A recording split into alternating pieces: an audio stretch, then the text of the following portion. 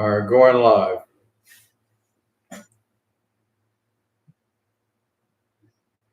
Okay, here we go. We're gonna go live. Take a look, everybody. This is Tony Lachey, and I'm gonna put it out there about what my credentials are or where my background is. We're gonna even go right past all of that right now. We want to talk about the sports event, and everybody's trying to go live over Shedeur Sanders, but I got a couple of points I want to make here.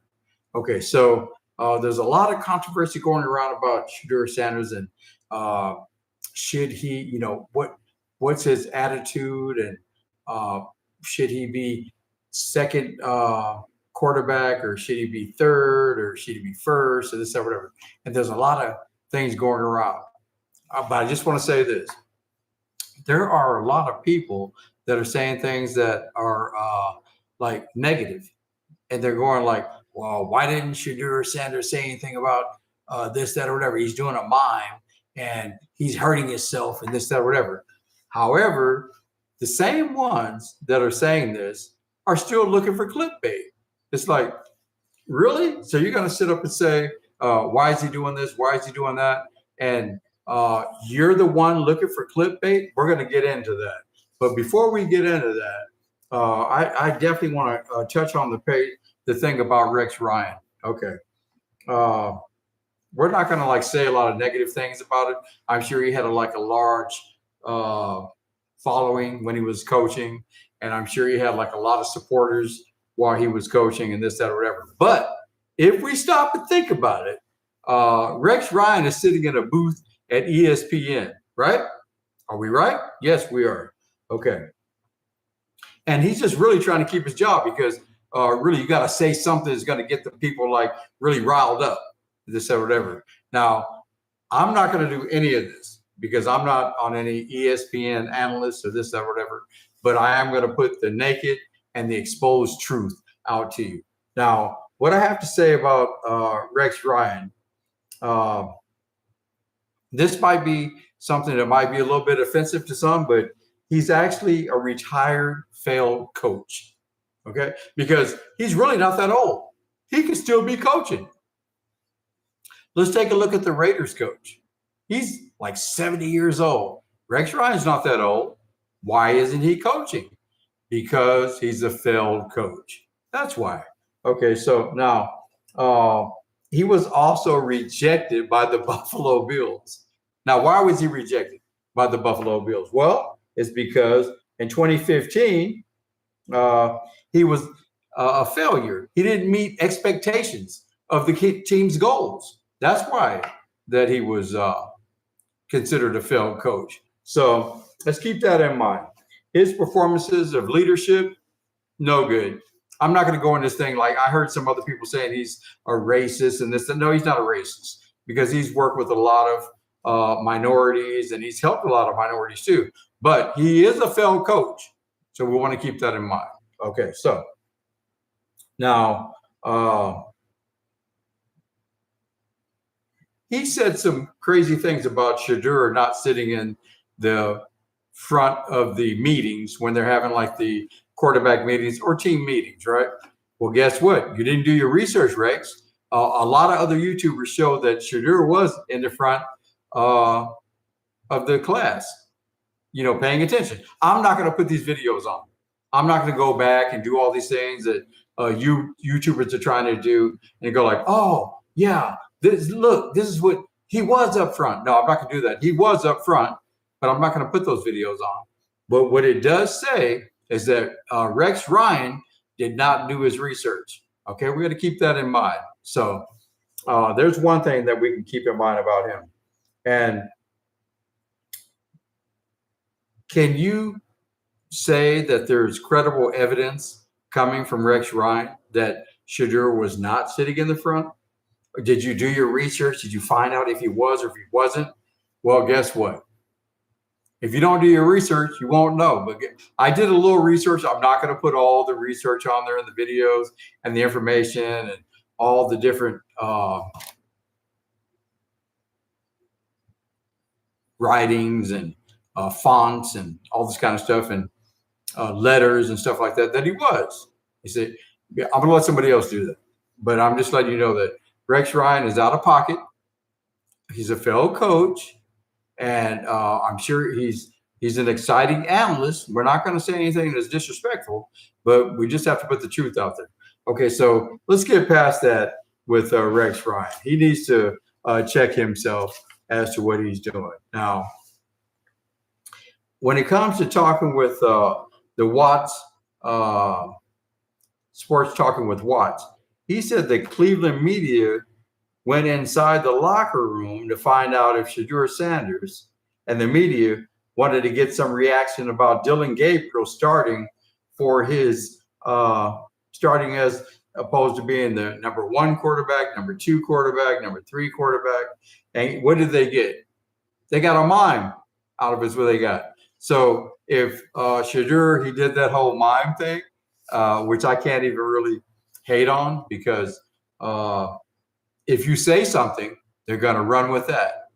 Now, if you don't say anything, they're going to run with that too. But if you look at what they're doing as far as like running with something, it's a lot less scrutiny if they run with the fact that he didn't say anything. But if he would have said something about, like, let's just go back to Dylan Gabriel. He said that, some of us are entertainers and some of us are football players, or whatever he was saying, similar to that, competitors or whatever. And I heard he made like another statement too here recently. I'm not going to go into all of this. I'm just going to tell you that Shedeur did the right thing. As far as like, it might have looked a little kind of, childish or this, that, or whatever, but he did the right thing by not saying anything. And if we keep it in mind that if you do say something, they're going to run with that, and they want clips and they want to get it going, this or whatever. And they're all mad because he didn't say anything, and they couldn't get their YouTube clips or any other clips at Instagram or whatever it is, Facebook or Snapchat or TikTok or whatever it is. So there we go with that. Now,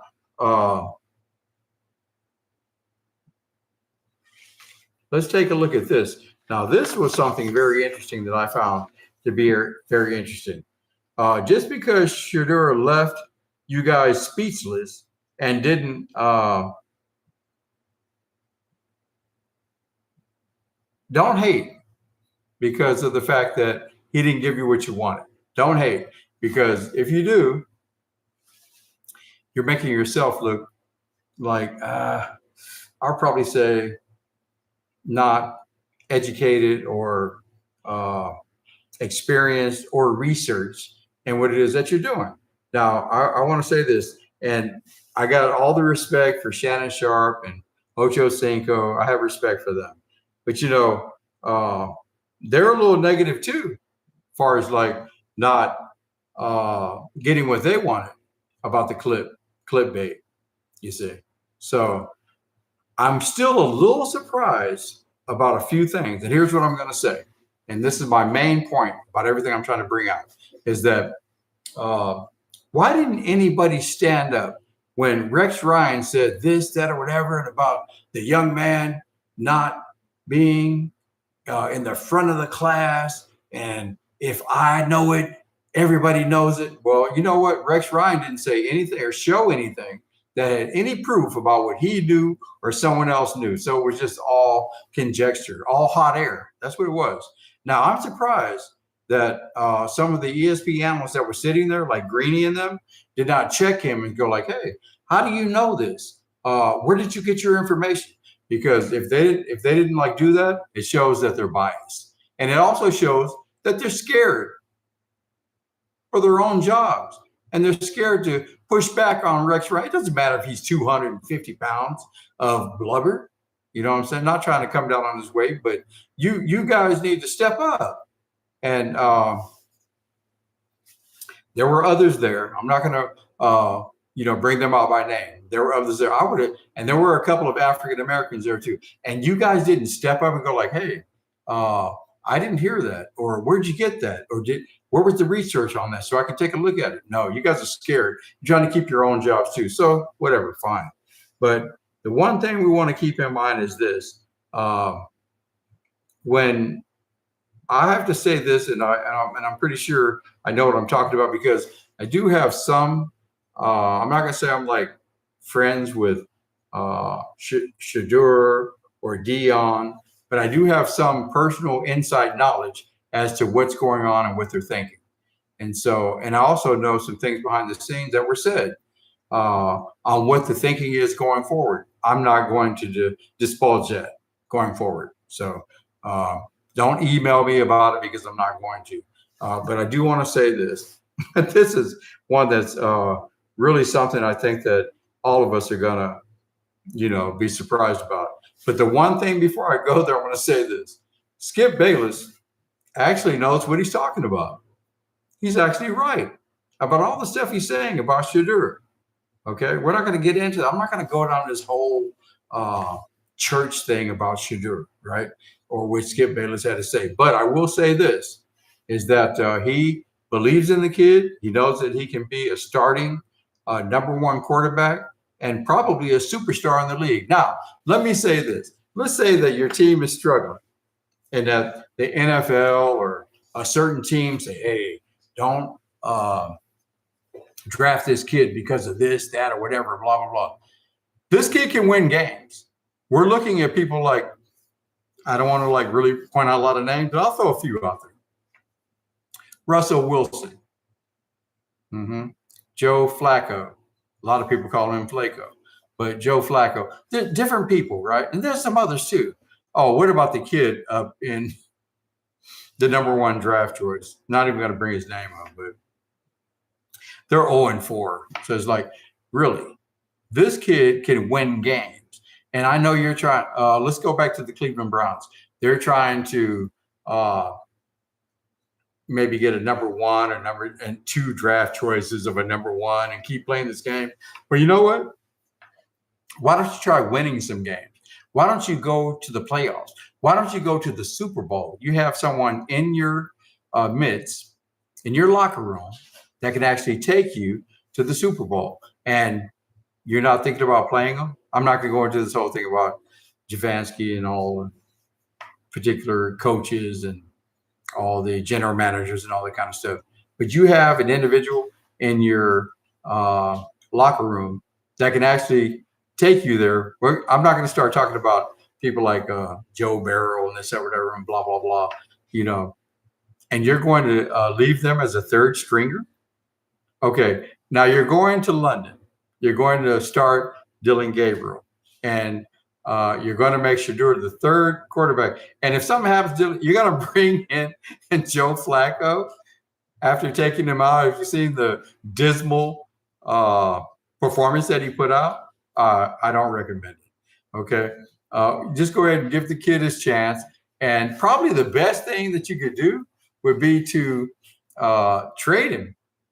Yeah, not to some team like the Eagles or the Ravens or something like that. Because look, I'm hearing all this talk about, Lamar Jackson is hurt and Shedeur could come in for a game. Okay, now when Lamar Jackson gets well, okay, now what happens then? Shedeur goes back to the bench, right? If you're a starting quarterback and you have the type of talents that Shedeur Sanders has, you're going to want to maybe go back to the bench after starting? No, I don't think so. You see? And so that's what it would be. Oh, if he gets hurt for one game or two and you keep getting tossed back to the bench, that doesn't make any sense. It was probably a good move for him to go to the Browns, considering what was out there, and being that the Raiders flaked with their organization. I don't want to pin anybody out by name, but I have to say that some of them, they did not step up for Shedeur. I'll just say that. But look at the losing games that they're having. Some of those games they could have easily won. And they're like pressing and maxing their players to where they're not able to be successful or to, prosper. So if he were there, guess what? They'd probably be 3-1, going to the next game, 4-1, 5-1, 4-2, somewhere in there. And they would have it like a chance. I wouldn't even want to waste my time going down to Las Vegas, buying any tickets, going to any type of Raiders game. And I'm up here in the Bay. I'm up here in the Valley, always connected to the Bay, and been around the Raiders for many years. Okay, so anyway, going back to what I was talking about. So one other thing we want to get straight here in this live. I'm not going to stay on here long. I'm not going to be preaching and all this kind of stuff. But I'm going to say this, is that Jason Whitlock, okay, stop it. Okay, you're sitting up saying all this negative stuff about Shedeur, and why didn't he say this, and how come he's acting like a child, and this, that, whatever, and blah, blah, blah. Guess what? You're looking for clickbait yourself. Why else would you even be on here talking about it? Okay, so let's keep that straight right now, because if you weren't looking for clips, you wouldn't be on here saying anything. You are looking for clips, and anyone that has has kind of like, I don't know, maybe it's a moral issue, and go like, well, you know what? Let the kid progress, learn, and come up through the ranks like any other second or third quarterback in the system. And this is very strange when I think about it. Why is all this talk about someone who went 5th in the draft and they're a third string quarterback? Never heard of nothing like this before, okay? Because I'm going to keep it real. I don't know any other third string quarterbacks. I don't know any of them. Only one I know is Shedeur Sanders, okay? So evidently that kind of tells me that he really was a first draft choice, okay? There was something a little fishy going on with that particular draft because of Deion, of course. Wait, let me lean over this way. Deion Sanders, okay? And it's not working. First of all, let's look at it financially. Any team that is trying to say something negative about Deion Sanders or Shedeur Sanders, guess what? Over the long run, you're missing about $500 million to $1.5 billion moving forward. That's your problem, because you're thinking that, oh, this is going to go on forever. Guess what? It's not, because sales are going to decline. It has nothing to do with the Sanders. It's just football is kind of getting to where it's like, I don't know. But if it were me and I'm an owner, or I'm like a general manager, I'm going to look at the long picture. I'm going to go, hey, you know what? If this kid were to take this team, take us all the way, and we win the chip, guess what? We're talking probably $1 billion. It's not a lot, but it's, in today's market, it's considered the particular status. You're trying to get to $1 billion now. These millions and hundreds of millions, it don't really mean anything right now. I'm going to tell you right now, I've even gone through some millions of dollars, and it's okay. It's good. I'm glad we have it, but it's the $1 billion that we're actually trying to get a hold of now, because that's just the way it is. And if you look at the markets and the economy, investments and housing and all this stuff, you're going to need these particular amounts of money. So anyway, let me just go ahead and do a rebuttal here. Rex Ryan, stop. You're looking and you're saying things that you didn't research. I'm not going to say anything bad about you, because you did do a lot of things for African-American players, players that played for you, not just African-American, but other players too that had hardship. And you were a decent coach from time to time. But I'm going to point out that you're wrong in this. You didn't do your research. Shedeur is at the front of the line, okay? And he is paying attention. So we're going to leave it at that. And then I'm going to go to the thing about Dillon Gabriel starting and this, that, or whatever. I'm sure that Shedeur is elated that Dillon Gabriel is starting. You know what? The kid's super old. He's about to go on 27 or 28 years old. He played 6 years in college. Shedeur didn't play half that in college. Okay, so I'm sure the Shedeur is like, hey, it's this kid's time. let him go ahead and make his mark. Because the one thing I'll tell you, I don't care if you're Brady, I don't care if you're Aaron Rodgers, I don't care if you're Deshaun Washington, I don't care if you're Lamar Jackson, I don't care who you are, okay? You are going to take some hits and you are going to sit down for a minute when you got those 400-pound linemen coming at you, okay?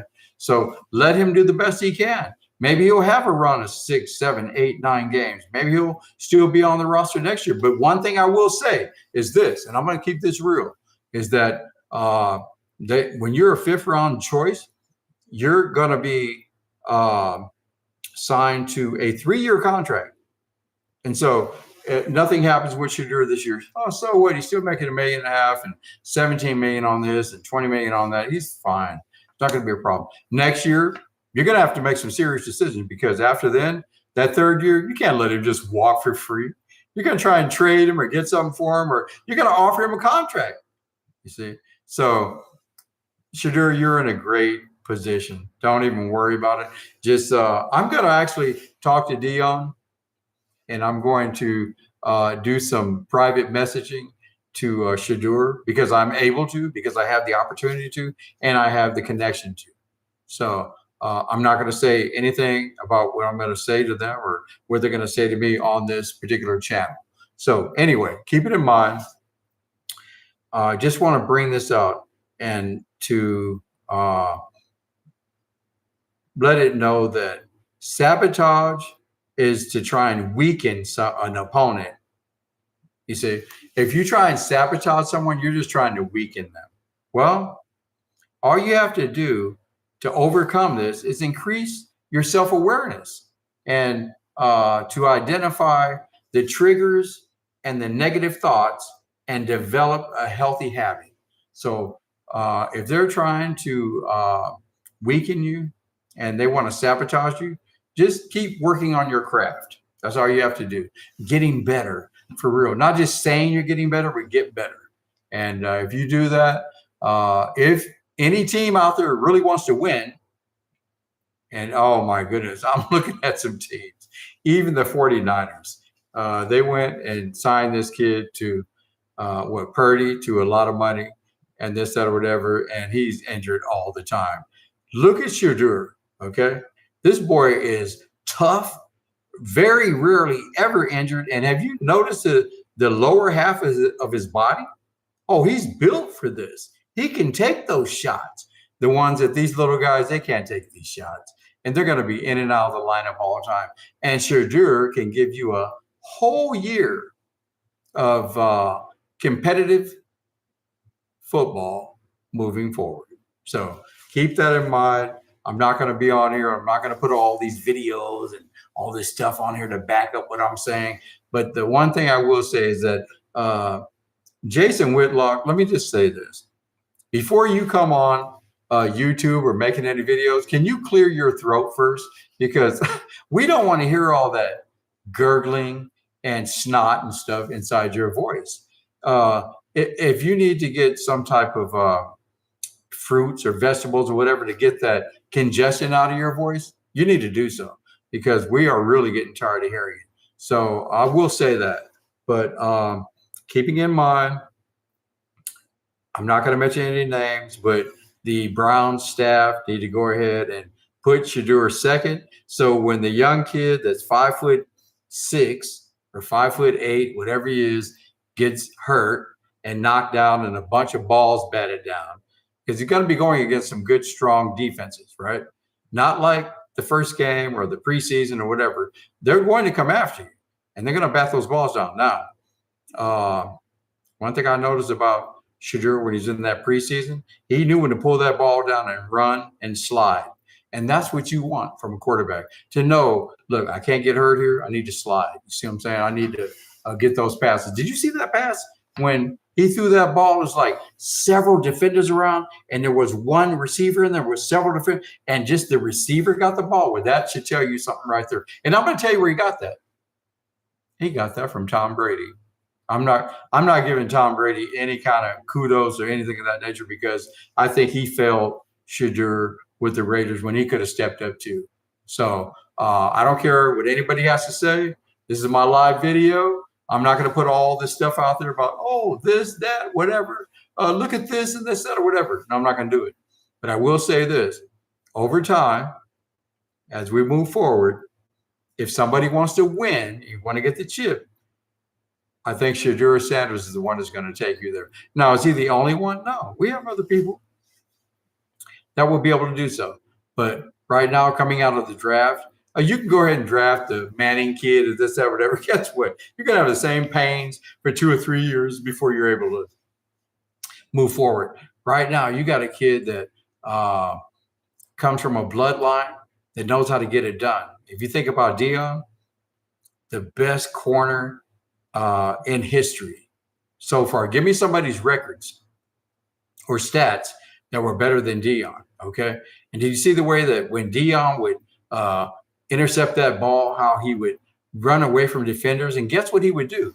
Now, I'm pretty sure that none of you will be able to tell me what he would do. And I can tell you what he would do, but none of you can tell me what he would do. You know what he would do? Slow up and see if they could catch him, and then he would take back off. Take a look at it. You'll see what I mean. So when he intercepted the ball and had it, he would slow up a little bit just to see if they could catch him. And they were nowhere close to catching him, because there's two things.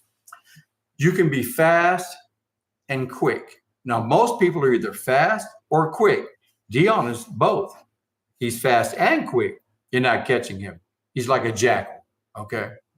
And then we can go into this whole thing about the Bible or this or whatever. There was someone mentioned in the Bible who was like a jackal.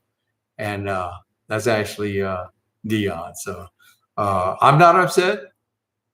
I'm not going to say too much more, but that's basically, I'm going live on this deal. I'm going to put some videos out there. But one thing I do want to say is this. Okay, Stephen A., you're very experienced. You're a sports, I want to say, not just a sports analyst or announcer or this or whatever. You have a lot of experience. Most of us in the NBA, but you do have a lot of football experience because you've been around for a while.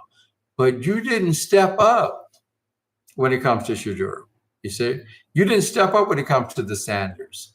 You're kind of going along to get along. And I don't think that's the right thing either. Don't let your finances dictate on how you're going to give us the information, because really, I can I'm going to miss probably $20 million if I say this, or $10 million over a 2 or 3 or 4 or 5 period of time. But you know what? I'm going to put it out there for what it is, because I'm going to make that up somewhere else. So anyway, that's what I got.